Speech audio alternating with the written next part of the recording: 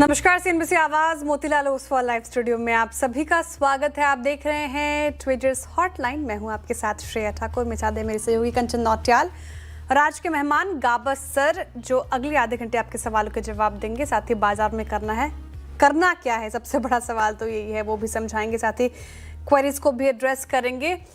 लेकिन मार्केट पर एक नज़र। हफ्ते का पहला कारोबारी सत्र और पिछला 1.5 घंटा काफ़ी वॉलेटाइल रहा है मार्केट के लिए। निफ्टी, बैंक निफ्टी काफ़ी वॉलेटाइल। निफ्टी अब आपको 106 अंक नीचे कारोबार करता हुआ नजर आएगा। 22,600 के नीचे फिसल चुका है निफ्टी। 22,561 इसका इंट्राडे लो है। और एक बार रखिए बैंक निफ्टी भी स्क्रीन पर। यहाँ पर भी कमजोरी। Q4 अपडेट हालांकि PSU बैंक से काफ़ी अच्छे थे, कुछ प्राइवेट बैंक से भी अच्छे थे, जैसे कि HDFC बैंक। Q4 काफ़ी अपडेट, लेकिन CNBC आवाज़ ने सबसे पहले आपको बताया था कि इसकी जो दिक्कत है वो कुछ डिफरेंट है। तो HDFC बैंक अब आपको डीज लो पर कारोबार करता हुआ नजर आएगा। हालांकि PSU बैंक्स ने भी ऊपरी स्तरों से फिलहाल अब बढ़त गंवाई है। एक बार ब्रेथ भी रख दीजिए। अच्छी चीज़ अभी तक ये है इस मार्केट में कि ब्रेथ इंटैक्ट है, क्योंकि स्मॉल कैप और मिड कैप में थोड़ी बहुत खरीदारी, इसलिए थोड़ी कम गिरावट, इसलिए एडवांसेस के फेवर में आपको ब्रेथ नज़र आएगा। 1480 ऐसे स्टॉक्स जहां पर खरीदारी, 1378 ऐसे स्टॉक जहां पर फिलहाल दबाव देखने को मिल रहा है। एक और अच्छी चीज़, एक बार रुपया लेकर आइए स्क्रीन पर। और रुपया आज भी मजबूत खुला, 10 पैसे और इंट्राडे में और मजबूती। तो 92-93 के आसपास अब रुपये कारोबार कर रहा है। लेकिन दिक्कत एक और चीज़, एक बार ब्रेंट रखिएगा स्क्रीन पर। यहाँ जिस तरीके से हमने एक बढ़ोतरी देखी है वो सिरदर्द बना हुआ है। एक बार ब्रेंट रखिए स्क्रीन पर, वो किस ट्रेजेक्ट्री पर है, 109 110 इनफैक्ट। तो ये एक बड़ा सिरदर्द फिलहाल ब्रेंट है। लेकिन डोनाल्ड ट्रंप का वो लास्ट नाइट ट्रूथ सोशल पर अपडेट, वो अभद्र भाषा, साथ ही जो धमकी दी गई है, एक तो वो किसी ने कहीं ना कहीं जाहिर तौर पर उसने सेंटिमेंट खराब किया, और दूसरा रिलायंस जिसका दरा टूट रहा है, वो भी एक बड़ा ड्रैगर है मार्केट का। लेकिन करना क्या है, बड़ा सवाल। गाबा सर हमारे साथ जुड़ रहे हैं। Gaba sir, good morning once again और स्वागत है आपका ट्रेडर्स हॉटलाइन में। 3 दिन की अच्छी छुट्टी के बाद जब हम बाजार में आज मिल रहे हैं तो स्थिति यहाँ पे थोड़ी खराब नजर आ रही है। काफी वॉलेटाइल आज का ये 1.5 घंटे का सेशन रहा है। तो क्या स्ट्रैटेजी होगी सर निफ्टी, बैंक निफ्टी पर? Good morning to you Shreya और कंचन। 3 दिन की छुट्टी के बाद इतना अच्छा लगता है कि, लेकिन अब वीकनेस नजर आती है। राइट। ये जो अपमू मिला है ना, जो थर्सडे को मिला था और आज जो मिला है, इसमें अब तक ताकत नहीं है। अपमू मिला है, अब नीचे आता है, कितना आता है वो देखना जरूरी है। क्या हम 22,200 को ब्रीच करते हैं या उसके ऊपर रहते हैं? अगर उसके ऊपर रहते हैं तो I think it's a good sign. अगर 22,200 जो निफ्टी फ्यूचर्स है वो ब्रीच हो जाता है तो भारी गिरावट आ सकती है। अब तक जो सेटअप है उसमें अब तक वीकनेस है। जो भी अपमूव मिल रहा है वो रिएक्टिव अपमूव है, उसमें स्ट्रेंथ नहीं है। शायद यहाँ पर समझ जाए, लेकिन शायद है वो वर्ड। अब तक तो वीकनेस है। Exactly same is the case with bank Nifty. जब तक पुख्ता नहीं मिलता ना, 50,000 के ऊपर ही कह सकते हैं कि साइकोलॉजिकल सपोर्ट है, उसके ऊपर है तो ठीक है, अगर टूटा तो दिक्कत आ सकती है। तो ये जगह तो अच्छी है बाउंस करने की, अगर करना है तो। यस, जगह बहुत अच्छी है, लेकिन करना है मार्केट को। हम तो नहीं, हम तो सिर्फ देख ही सकते क्या हो रहा है। वेल, तो ये थी राय निफ्टी और साथ ही साथ निफ्टी बैंक के ऊपर। स्ट्रेंथ यहाँ पे थोड़ी सी कमज़ोर दिखाई दे रही है। मार्केट में जो कंसर्न्स हैं अभी भी बनते हुए दिखाई दे रहे हैं। चलिए, लेकिन आगे बढ़ा जाए और वो नंबर आपकी स्क्रीन के ऊपर सबसे पहले लेके आते हैं जिसके थ्रू आप और हम हो सकते हैं कनेक्ट। व्हाट्सएप नंबर आपकी स्क्रीन पे। आपकी पोर्टफोलियो से जुड़ी हुई कोई भी अगर क्वेरी हो तो इस नंबर पे आप व्हाट्सएप कर सकते हैं। अपार्ट फ्रॉम दिस, हमारे सोशल मीडिया प्लेटफॉर्म पे भी आप हमें टैग करके अपना सवाल पूछ सकते हैं। CNBC आवाज़, श्रेया ठाकुर, कंचन नौटियाल को आप टैग करके, या अदरवाइज हम दोनों को आप डायरेक्टली DM भी कर सकते हैं। चलिए आगे बढ़ा जाए और सबसे पहले जो दर्शक हैं वो हरियाणा से हमारे साथ चरण सिंह जी जुड़े हैं। Charan Singh ji, good morning. Good morning madam ji. जी बताइए, क्या सवाल? सवाल एक तो मनक्षिया पे और एक सिम्फनी पे है। ओके। सिम्फनी ले रखे 812 पे 50 शेयर ले रखे मैंने। ओके। और मनक्षिया 285 शेयर है, 129 का है। ठीक है, और ये बताइए लॉन्ग टर्म का पर्सपेक्टिव है या फिर शॉर्ट टर्म का पर्सपेक्टिव? इसमें टाइम की कोई प्रॉब्लम नहीं मैडम, साल 2 साल कोई प्रॉब्लम नहीं है। ठीक है, बस ये साल बता 2। दीजिए होल्ड करना है, क्या करना है वो बता दीजिए। ओके मनाक्षी, जैसे कि आपने यहाँ पे मेंशन किया है कि 285 शेयर्स आपने लिए और 129 की बाइंग है, तो काफ़ी छोटा काउंटर है, तो काफ़ी ज़्यादा वॉलेटिलिटी यहाँ पे हमें देखने को मिलती है। काफ़ी लंबे टाइम से एक ये रेंज बाउंड दायरे पे ही कामकाज करता हुआ नज़र आया था। 2023 में इसने काफ़ी बड़ा हाई मारा था, लेकिन वहाँ से लगातार एक ड्रैग डाउन की ट्रेजेक्ट्री में बना हुआ है। गाबा सर, क्या करा जाए? छोटा मिंजोला काउंटर है, जो लॉस है उसको बुक कर ले या बने रहने की सलाह? इनकी कॉस्ट से लॉस हुआ है 80 रुपीज, अब ट्रेड कर रहा है 48 के आसपास। अभी जितनी कॉस्ट है उससे जितना ज्यादा कितना गिरा है, ये रिकवर करने को बहुत टाइम लगेगा, बहुत टाइम लगेगा। है तो स्टार्ट स्ट्रक्चर भी, अगर मैं होता इस स्टॉक में तो मैं नहीं रहता, मना कैशियर। तो सर होते तो यहाँ पे नहीं रहते, तो यहाँ पे निकल जाने की सलाह है। दूसरा सवाल इनका था सिम्फनी के ऊपर। 50 शेयर्स हैं पोर्टफोलियो में, 812 की बाइंग यहाँ पे देखने को मिली है और नो डाउट यहाँ पे भी जो पैटर्न है वो कुछ इसी तरीके का बनता हुआ दिखाई दिया है।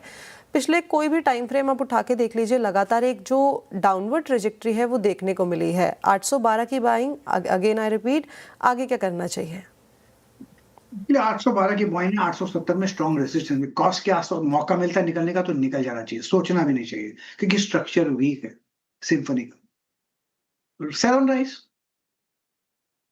ओके, सेल ऑन राइस की स्ट्रैटेजी सिम्फनी में अपनानी है और साथ ही मनाक्षी से भी निकलने की सलाह है। दोनों के ही अगर आप देखिए चार्ट्स तो काफी वीक नजर आ रहे हैं। सिम्फनी 2.5% नीचे आज के सेशन में।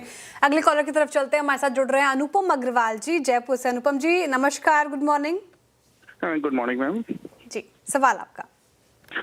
मैम मेरे पास में 1 साल से ज्यादा समय हो गया है लार्सन एंड ट्यूब्रो के मेरे पास में 1500 शेयर्स में होल्ड कर रहा हूँ और एवरेज मेरा भाव है 3480 रुपया। एक टाइम पे मुझे 12 से 13 लाख रुपया लॉन्ग टर्म कैपिटल गेन मिल रहा था, लेकिन L&T को देखते हुए ऐसा लग रहा था कि इसकी शॉर्ट टर्म कॉल थी 5000 5,500। नहीं, सही बात कही आपने जी। तो अभी मेरा जो स्टॉक है वो है लॉस में या ऑलमोस्ट बराबर, तो क्या मुझे होल्ड करना चाहिए या इस पे मुझे और टॉपअप करना चाहिए? ठीक है, सवाल समझ गए आपका। गाबा से जाहिर तौर पर L&T एक अच्छा स्टॉक रहा है और अच्छे खासे प्रॉफिट में थे। ये 4,448 तक गया था ये स्टॉक। एक साल में दिख रही हूँ मैं 23 फरवरी को काफ़ी अच्छी स्ट्रेंथ थी इसमें, 5,000 तक के स्तर एक्सपेक्ट कर रहे थे अनुपम। लेकिन सवाल ये है कि किसी को पता नहीं था कि वेस्ट एशिया कॉन्फ्लिक्ट शुरू हो जाएगा और इस कदर से L&T पर ये डेंट पड़ेगा। तो इस कॉन्फ्लिक्ट के बीच L&T पर काफ़ी ज़्यादा नुकसान हुआ है L&T को, और एक महीने में, मार्च के महीने में इनफैक्ट मैं देख रही थी 18% की करेक्शन थी मार्च के महीने में। तो अब सवाल ये कि जो थोड़ा बहुत प्रॉफिट है L&T पर, ये बांध लें और अभी निकल जाए L&T से, और जब ये कॉन्फ्लिक्ट थोड़ा ठीक ठाक हो, ऐसे संकेत मिले, फिर एंट्री करनी चाहिए, या फिर बने रहें और इन लेवल्स पर ऐड करें? क्या स्ट्रैटेजी अपनाएं अनुपम? बेसिकली L&T का जो चार्ट स्ट्रक्चर है पॉजिटिव, अब कंसोलिडेशन जोन पे है, क्योंकि यहाँ पर दिक्कत है और कुछ नहीं। इन्होंने जगह ली है 3,400 के आसपास, बहुत अच्छी जगह पे लिया है। इनका नजरिया लॉन्ग टर्म का है। अब उनको लगता है कि इनका प्रॉफिट देखकर नुकसान हो रहा है, लेकिन एक्चुअली फिर भी प्रॉफिट में है। मेरे केस पे अगर मेरे पास ये स्टॉक होता मैं कंटिन्यू करता होल्ड, बिल्कुल होल्ड करता लॉन्ग टर्म के लिए। इनका एक दूसरा सवाल क्या ऐड करें? डिप्स में ऐड करना चाहिए। अच्छी कंपनी है, बहुत बढ़िया कंपनी है, क्या होगा, बहुत अच्छी कंपनी है, तो फिर ऐड करने में नुकसान नहीं है। अब मौका मिलता है, सस्ता मिलता है तो ऐड कर दो ना। अगर आपका न्यू व्यू लंबा है, अगर ट्रेडिंग का होता है तो बात अलग होती है, लेकिन आपका इन्वेस्टमेंट का व्यू है, please hold it, good stock. Okay, investment perspective से आप होल्ड करके चल सकते हैं। लार्सन एंड ट्यूब्रो में होल्ड की सलाह दे दी गई है। चलिए आगे बढ़ा जाए और अगले दर्शक दिल्ली से हमारे साथ अंकित जी जुड़े हैं। अंकित जी गुड मॉर्निंग। हाय, गुड मॉर्निंग श्रेया जी, बताइए क्या सवाल? सो मेरे 2 क्वेश्चंस हैं। First for its yes bank, तो मेरा बाइंग है 27 पे 1200 शेयर, ओके, एंड सेकंड मेरा IRFC है 172 पे 400 शेयर।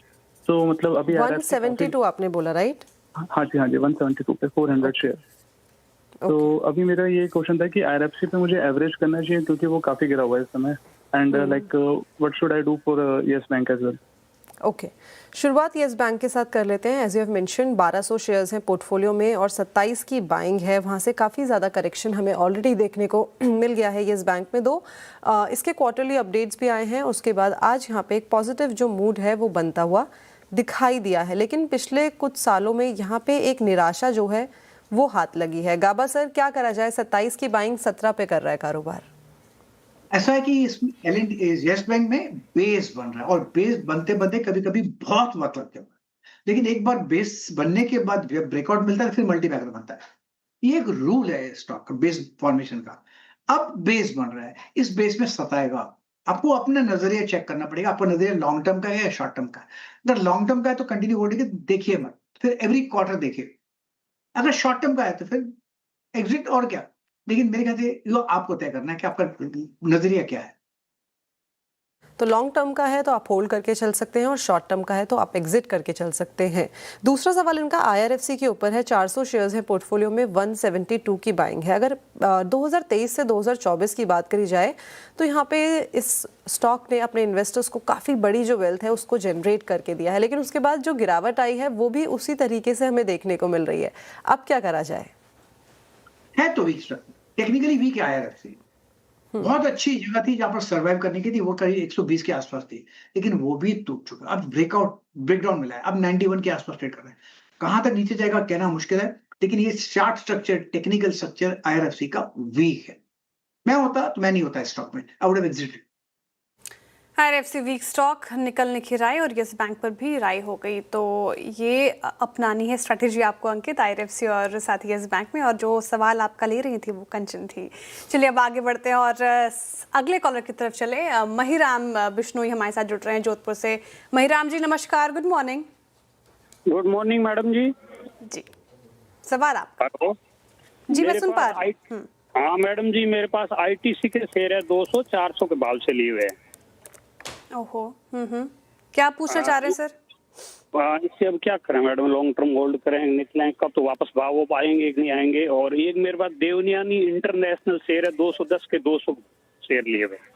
ठीक है, दोनों पे राय बताइए मैडम। ठीक है, शुरुआत ITC से करते हैं। ITC अगर आप बात करें तो अंडर परफॉर्मर रहा है, नो डाउट। FMCG पैक ने अंडर परफॉर्म किया और उसमें से भी अगर आप देखें तो ITC ने काफ़ी अंडर परफॉर्म किया है।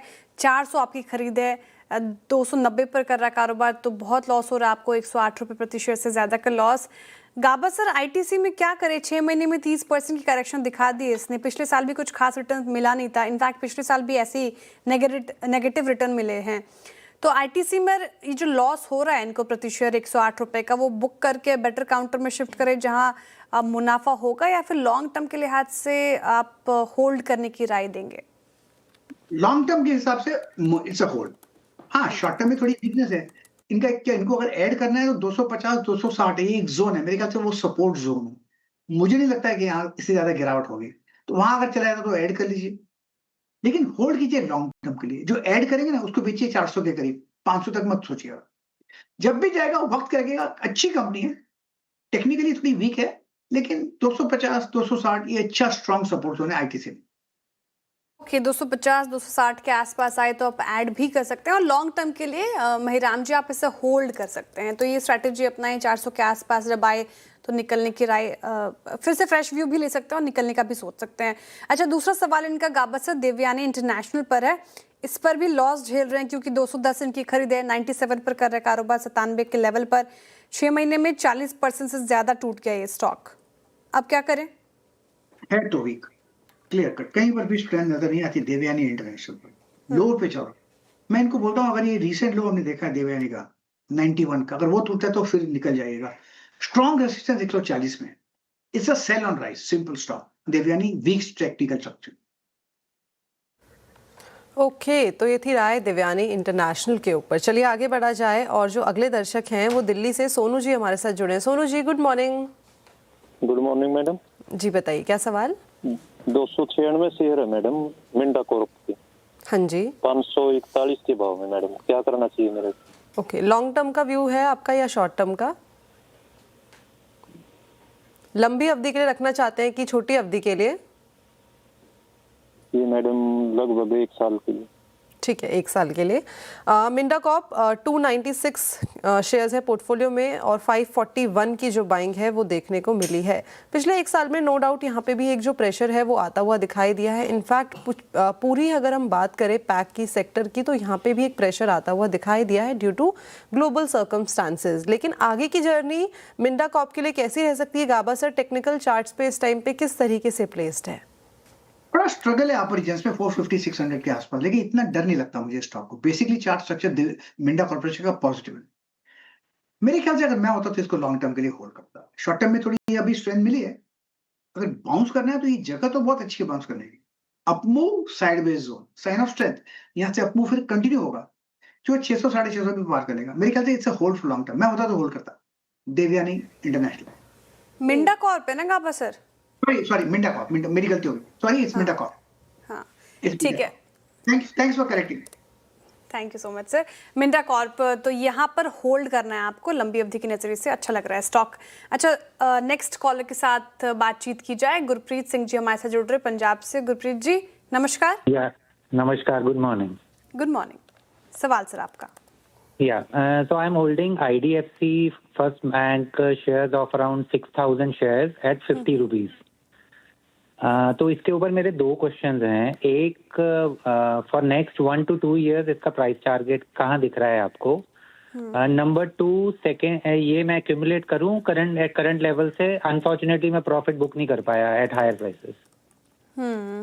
ये फ्रॉड वाला मामला आया था गाबा सर IDFC फर्स्ट बैंक का, उसके बाद से एक तरफा टूटा। 87 वाला स्टॉक अब 60 रुपीज पर आ गया है, पर इनकी जो खरीद है वो 50 की है, तो अभी भी 11 रुपए के करीब पर शेयर प्रॉफिट ले रहे हैं।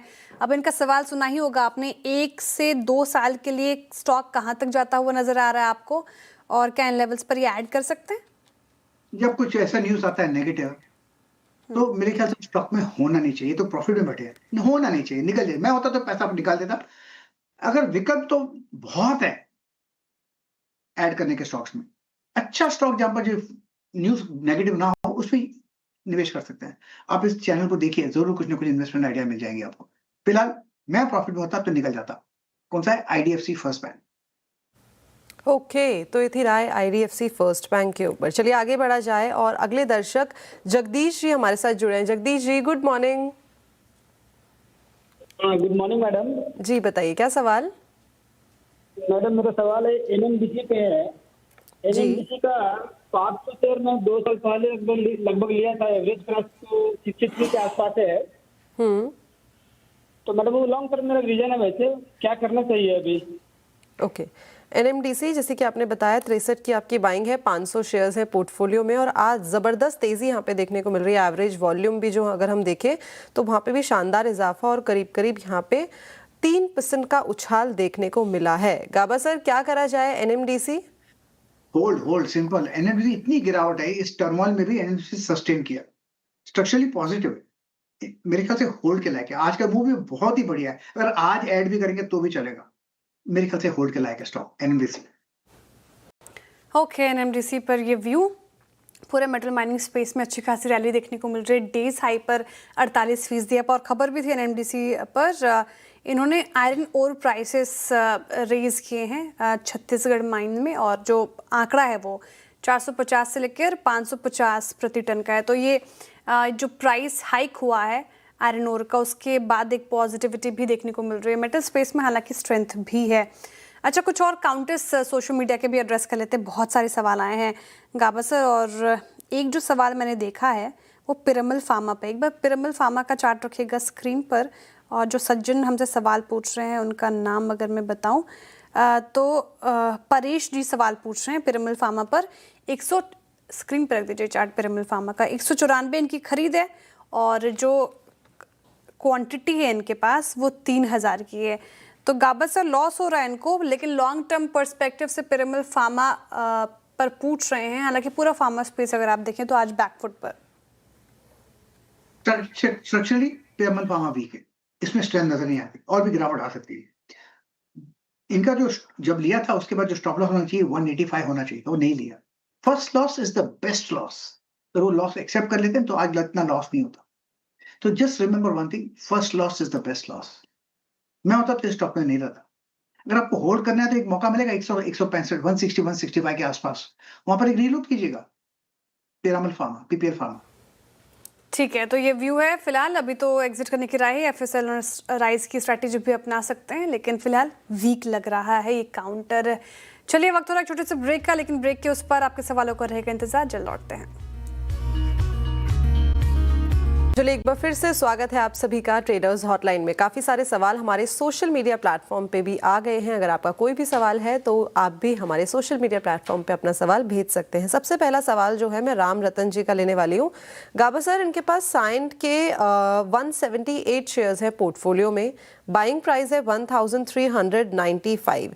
ये पूछ रहे हैं कि आने वाले टाइम पे यहाँ पे क्या करना चाहिए, बिकॉज काफ़ी ज़्यादा करेक्शन यहाँ पे हमें देखने को मिल गया। इनफैक्ट एक टाइम पे हमने देखा था इसका 2200-2300 का स्तर भी था, लेकिन लगातार एक डाउनवर्ड ट्रेजेक्ट्री में ये बनता हुआ दिखाई दे रहा है। क्या करा जाए साइंट में? स्ट्रक्चरली स्टॉक साइंट का जो है स्ट्रक्चरली वीक है टेक्निक। देखिए एक बात अच्छी, करीब 3-4 दिनों से लगता है कि जो गिरावट है थोड़ी थमी है। हो सकता है इसमें थोड़ा अपमूव मिले, लेकिन 1000 के आसपास स्ट्रॉन्ग रेसिस्टेंस है साइंट में। इनके अगर कॉस्ट के आसपास मिलता है ना एक बार, तो मेरे ख्याल से एग्जिट का मौका ढूंढना चाहिए, क्योंकि ये सेक्टर वीक है साइंट। ओके, सेक्टर ही ओवरऑल वीक दिखाई दे रहा है और कॉस्ट के आसपास आता है, तो वहाँ पे अपनी पोजीशन को आप एग्जिट करके चल सकते हैं। और जो अगला सवाल है वो भी रिजवान जी का है और सेम सेक्टर आईटी सेक्टर से ही इन्फोसिस के ऊपर उन्हें पूछा है। ये पूछ रहे हैं इनकी जो इनके पोर्टफोलियो में इन्फोसिस के 5000 शेयर्स हैं और जो बाइंग प्राइस है दैट इज़ 1295, यानी कि on an average same price पे ही इन्होंने लिया है जहाँ पे अभी ट्रेड कर रहा है। क्या करा जाए? मेरे ख्याल से होल्ड करना चाहिए। टेक्निकली स्ट्रक्चर वीक है, अपमूव मिल रहा है, लेकिन जो बेस बना है ना, मुझे वो बेस अच्छा लगता है बने हुआ। करीब कह सकते हैं कि 2 महीने का जो पैटर्न बना वो अच्छा बना है। इस अप ट्रेड कर रहा है इन्फोसिस करीब 1313 के आसपास। हो सकता है यहाँ से अपमूव मिले। 1380 पॉसिबल है, लेकिन जो स्ट्रॉन्ग रेजिस्टेंस है ना, वो है करीब 14 के 100 के आसपास है। वहां पर एक बार मौका मिले तो निकल जाना चाहिए। ये सेक्टर वीक है इसलिए, लेकिन इस अपमूव का एडवांटेज है be in profit and exit. जो मिला अपना, बाकी सपना। राइट, तो ये थी राय इन्फोसिस के ऊपर। चलिए आगे बढ़ा जाए और जो अगला सवाल आया है वो साहिल जी का आया है और डाबर इंडिया के ऊपर। आज तो इसके क्वार्टरली जो अपडेट्स हैं वो भी हमें देखने को मिले हैं और शेयर अगर देखा जाए तो एक अपमूव में बना हुआ है बिकॉज ऑफ Q4 अपडेट्स अच्छे आए हैं। इनका जो बाइंग प्राइस है दैट इज़ 560 रुपीज़ और 10,000 शेयर्स हैं पोर्टफोलियो में। अब क्या करा जाए, बिकॉज ओवरऑल सेक्टर देखें तो वो वीक है, पूरा सेक्टर वीक है, डाबर भी वीक है। हो सकता है अपमूव मिले यहाँ पर, क्योंकि एफएमसीजी सेक्टर में थोड़ी गिरावट कम लगती नजर आती है, लेकिन इस अपमूव में पेन रहेगा। आहिस्ता आहिस्ता जाएगा ऊपर, लेकिन पेन रहेगा। थोड़ा स्ट्रगल कर सकते हैं तो होल्ड कीजिए। कंपनी अच्छी है, टेक्निकली वीक है, दैट्स ऑल। ओके, कंपनी अच्छी है लेकिन इस टाइम पे टेक्निकली जो मूवमेंट दिखाई दे रहा है वो वीकर साइड में बना हुआ है, तो आप होल्ड करके यहाँ पे चल सकते हैं। ये थी राय डाबर के ऊपर। आगे बढ़ा जाए और इस टाइम पे जो अगला सवाल आया है वो आया है बृदेश जी का। इनका सवाल है श्री रेणुका शुगर के ऊपर। ये बोल रहे हैं कि इनके पास 15,000 शेयर्स हैं श्री रेणुका शुगर के और जो इनका बाइंग प्राइस है वो है 27 रुपीज़ का। दो आज एक अच्छा खासा जो मूवमेंट है वो हमें देखने को मिल रहा है। न्यूज़ के चलते पूरे ही सेक्टर में एक जो बज़ है वो बना हुआ है। आगे क्या करा जाए श्री रेणुका शुगर्स? मेरे ख्याल से होल्ड करना चाहिए। उसका रीजन ये है कि एंटायर शुगर पैक में तेजी आ रही है जब मार्केट में गिरावट थी। शायद एथेनॉल प्ले होगा, कुछ लोगों को समझ में आता होगा, मुझे समझ में नहीं आया था। टेक्निकली यहाँ से एक अच्छा बेस बना हो। अब ट्रेड करें प्रॉफिट में, लेकिन मेरे ख्याल से अपमूव मिलेगा। हो सकता है 35-40 जोन से वहां तक भी जा सकता है। वहां पर देखिएगा, फ्रेश लुक लीजिएगा, लेकिन लगता है यहाँ से एक बॉटमिंग आउट फेज बन रहा है शुगर पेस में और स्पेसिफिकली इन रेनो का। ओके, तो अच्छा बेस बन रहा है। और खबर की बात करी तो यहाँ पे जो 2025-2026 का जो क्रशिंग आउटपुट है उसमें हमें 22% का जो जंप है वो देखने को मिला है। इसके चलते ही पूरा सेक्टर जो है इस टाइम पे बज़ में बना हुआ है। अगला सवाल जो है वो है गाबा सर टाटा मोटर्स के ऊपर। शांतनु जी के पास टाटा मोटर्स पीवी की अगर हम बात करें तो 600 शेयर्स है पोर्टफोलियो के अंदर और इस टाइम पे बाइंग प्राइस की बात करें तो उन्होंने 280 के भाव पे ले रखे हैं। क्या करा जाए? मेरे ख्याल से है तो टेक्निकली वीक, लेकिन जो रीसेंट लो हमने देखा है टाटा मोटर पैसेंजर व्हीकल में करीब वो है आई थिंक 294 का है। अगर वो टूटता है तो प्रॉफिट बुक कर लीजिएगा, क्योंकि उसमें प्रॉफिट रहेगा इनको। यहां से एक अपमूव मिल सकता है टाटा मोटर पैसेंजर व्हीकल में, वो ले जा सकते हैं करीब 320 तक। 320 में एक फ्रेश लुक लीजिएगा, वहां पर पार्शियल बुकिंग का प्रॉफिट कर सकते हैं। स्ट्रक्चर वीक है इसलिए पार्शियल बुकिंग, लेकिन लगता है अगर जो मैंने स्टॉप लॉस दिया अगर वो टूटता है तो फिर भी आपका प्रॉफिट होगा, तो होल्ड कीजिए फिलहाल टाटा मोटर पैसेंजर व्हीकल। ठीक है, टाटा मोटर्स पीवी को आप होल्ड करके चल सकते हैं। चलिए आगे बढ़ा जाए और विशाल जी का अगला सवाल आया है कोटक महिंद्रा बैंक के ऊपर। इनके पास कोटक महिंद्रा बैंक के 1100 शेयर्स हैं पोर्टफोलियो में और जो बाइंग प्राइस इन्होंने बताया है वो है 350 रुपए का, यानी कि यहाँ पे भी on an average same price पे ये कारोबार कर रहा है। और इसकी बात करें तो यहाँ पे अपडेट्स आए हैं, अपडेट्स दो पॉजिटिव साइड में ही देखने को मिले हैं, बट आगे की ट्रेजेक्ट्री कैसी दिखाई दे रही है? स्ट्रक्चरली वीक है कोटक महिंद्रा बैंक, अगर कॉस्ट के आसपास है तो निकल जाइए, लेट मार्केट बॉटम आउट, थोड़ा महंगा मिलेगा लेकिन लेना है तो अप ट्रेंड में, ना कि on the way down, unless अपन होराइजन 5 से 10 साल का लॉन्ग टर्म का, okay then you can buy the picks bottoms, लेकिन फिलहाल अवॉइड करके तो अच्छा है। जी, तो ये थी राय कोटक महिंद्रा बैंक के ऊपर। चलिए, thank you so much Gaba sir हमारे साथ जुड़ने के लिए, बढ़िया जानकारी शेयर करने के लिए। Thanks a lot for joining us today. तो चलिए ट्रेडर्स हॉटलाइन को यहीं पे रैप अप किया जाए, लेकिन आप कहीं मत जाइएगा, जुड़े रहिए आशीष चतुर्वेदी के साथ विद खिलाड़ी नंबर 1।